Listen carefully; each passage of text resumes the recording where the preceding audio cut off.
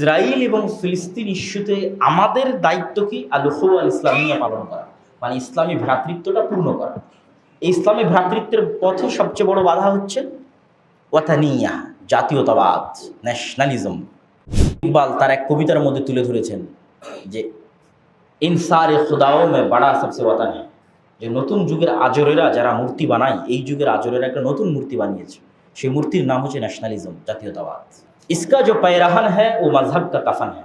এই জাতীয়তাবাদের যেটা জামা কাপড়, এই জামা কাপড়টা ইসলামের কাফন, এবং এটা 100% সত্য। জাতীয়তাবাদে পারস্পরিক ভ্রাতৃত্ব নির্ধারিত হবে দেশের উপর ভিত্তি করে। এই Bangladeshi, Pakistani, Indian, Saudi, Kuwaiti, Qatari, ফিলিস্তিনি। তখন কিভাবে নির্ধারিত হবে যে ফিলিস্তিনে মারা যাচ্ছে ফিলিস্তিনি না মুসলমান ভাই? ফিলিস্তিনি। এই জন্য বাংলাদেশের কোনো দায়িত্ব নাই, পাকিস্তানের কোনো দায়িত্ব নাই, কুয়েতি, সৌদি, কাতারির কোনো দায়িত্ব নাই, কেননা ওখানে মারা যাচ্ছে ফিলিস্তিনি। এটা হচ্ছে জাহেলিয়াত, এটা হচ্ছে মাযহাব, মানে ইসলামের কাফন। এটা একটা নতুন মূর্তি যার পূজা করতেছে মুসলমানরা সারা পৃথিবীতে। এইটা রাসূল সাল্লাল্লাহু আলাইহি ওয়াসাল্লাম প্রতিষ্ঠিত করেননি। রাসূল সাল্লাল্লাহু আলাইহি ওয়াসাল্লাম প্রতিষ্ঠিত করেছেন আল-উখুওয়া আল-ইসলামিয়া, ইসলামী ভ্রাতৃত্ব। তাহলে আমাদের অবস্থান হবে কি? সেখানে মুসলমানেরা মাজলুম, অত্যাচারিত, আমাদের সাধ্য অনুযায়ী তাদের জন্য দোয়া করা, সহযোগিতার সাধ্যের মধ্যে কোনো পথ থাকলে সেই পথ অনুযায়ী সহযোগিতা করা। তাদের উপর অন্য কোনো মন্তব্য করে তাদের চাইতে যারা বড় জুলুম করতেছে তাদেরকে জাস্টিফাই করা কখনোই উচিত হবে না, কখনোই না। এটাই হচ্ছে নিম্ন অন্তরের পরিচয়, ন্যারো মাইন্ডের পরিচয়। যে আপনার সামনে এখন ধরেন স্বাভাবিকভাবেই আমরা ধরেন দুই ভাই, আমার আর আমার ভাইয়ের মধ্যে হয়তো সমস্যা আছে, ঠিক আছে? কারণ আরেকজন এসে আমার ভাইকে মারতেছে, আমি বলছি আরে ও যে খারাপ, ওকে মারা ঠিকই আছে, মারুক, ওর এই এই খারাপ গুণ আছে। তাহলে আমি কত রকমের নিম্ন শ্রেণীর মানুষ, কত নিচু মন মাইন্ডের মানুষ, আমাকে যদি ফেরাউন জবাই না করে তো কাকে জবাই করবে?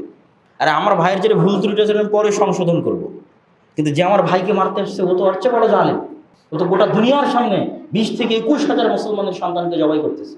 আমি ওর উপর আগে আঘাত করবো কথা দিয়ে না, আমার ভাইকে আগে কষ্ট দিব যে খেতে পায় না, আমার ভাইকে আগে কষ্ট দিব যার খাবারের ব্যবস্থা নেই, থাকার জায়গা নেই, পানির ব্যবস্থা নেই, তাকে আঘাত করবো আমার কথা দিয়ে। কি জবাব দিব আমরা আল্লাহর দরবারে?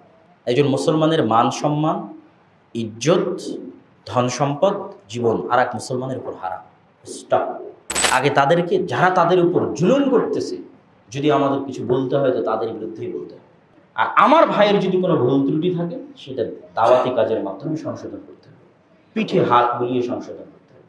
কিন্তু তার মানে এই নয় যে তাকে আরেকজন এসে জবাই করে দিয়ে চলে যাবে আর এটার নাম ইসলাম, আর আমি বলবো যে হ্যাঁ ঠিকই আছে, ওর এই সমস্যাকে মারছে ঠিকই আছে। তাহলে কি হবে? তাহলে হচ্ছে আমরা ওই যুগের বানু ইসরাইল, ফেরাউন আমাদের সন্তানদেরকে, ছেলে সন্তানদেরকে প্রকাশ্যে জবাই করবে। আজ ফিলিস্তিনে গাজাই করছে, কাল বাংলাদেশে করবে, গোটা মুসলিম বিশ্বে করবে। যেটা আল্লাহ নবী বলে গেছে যে তোমরা বানু ইসরাইলদের মতো হয়ে যাবে স্বভাব চরিত্র, আমরা ওই রকম। এই স্বভাব চরিত্র আসছে কোথায়? কলোনিয়াল সিস্টেম, ঔপনিবেশিক শাসন আমলে। আমরা যেমন 200 বছর ব্রিটিশের গোলামি করেছি, গোটা মুসলিম বিশ্বের 90% মুসলমানেরা গোলামি করেছে। আফ্রিকান কান্ট্রিগুলো ফ্রান্সের গোলাম ছিল, ইতালির গোলাম ছিল, এখনও আছে। ব্রিটিশরা আমাদেরকে ভাগ্যিস ভালো একটা পূর্ণ, হালকা হলেও পূর্ণ স্বাধীনতা দিয়েছে। ফ্রান্স অতটুকুও দেয়নি। ফ্রান্স বলে যে ঠিক আছে তোমাকে স্বাধীনতা দিলাম, মুদ্রা আমার, কেন্দ্রীয় ব্যাংকে টাকা থাকবে আমার, কোনো দেশের সাথে অস্ত্র চুক্তি করতে পারবে না, অস্ত্র কিনতে হলে আমার কাছে কিনতে হবে, তোমার পররাষ্ট্র নীতি আমার পরামর্শে চলবে। এটা আবার কিসের স্বাধীনতা?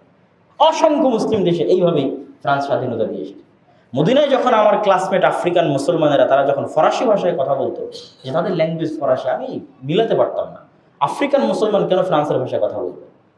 তখন ফ্রান্সে যাওয়ার পর আমাদের হিস্ট্রি, তাদের হিস্ট্রি পড়ার পর ক্লিয়ার যে আমরা কেন ইংরেজি বলি।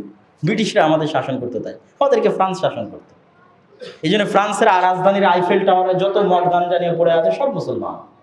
কেন? 200 বছরের গোলামিতে স্বাভাবিক চরিত্র বিকৃত হয়ে গেছে। আর পড়াশোনা করে শিক্ষা দীক্ষা করে টপ লেভেলে আছে কারা? সব সাদা চামড়ার। আর আমরা গোলামি করতে করতে সকল স্বাভাবিক চরিত্র বিকৃত হয়ে গেছে গোটা মুসলিম বিশ্বে। একমাত্র তাদেরই স্বাভাবিক চরিত্র বৈশিষ্ট্য বাকি আছে যারা গোলামি থেকে মুক্ত ছিল। পাঠানদের গল্প শুনে, যে পাঠানদের কাছে যদি আপনি স্বাভাবিক দাওয়াতও দেন, যে ভাই আজকে তোমার বাসায় আমার দাওয়াত থাকলো, যে যদি দাওয়াত মিস করেন তো গুলি করে উড়িয়ে দিবে। মানে ওরা স্বভাবজাত সততা, আমানতদারিতার উপর আছে, গোলামি কোনোদিন করেনি। গোলামি না করার কারণে চরিত্র বিকৃত হয়। আর যেখানে যেখানে মুসলমানেরা গোলামি করেছে সেখানে স্বাভাবিক চরিত্র বিকৃত। তার মধ্যে আমরা একটা, ভারত, পাকিস্তান, বাংলাদেশ, যারা আমরা 200 বছর গোলামি করেছি, গত 60 বছরও ওই গোলামির স্বাভাবিক চারিত্রিক বিকৃতি থেকে আমরা বেরিয়ে আসতে পারি।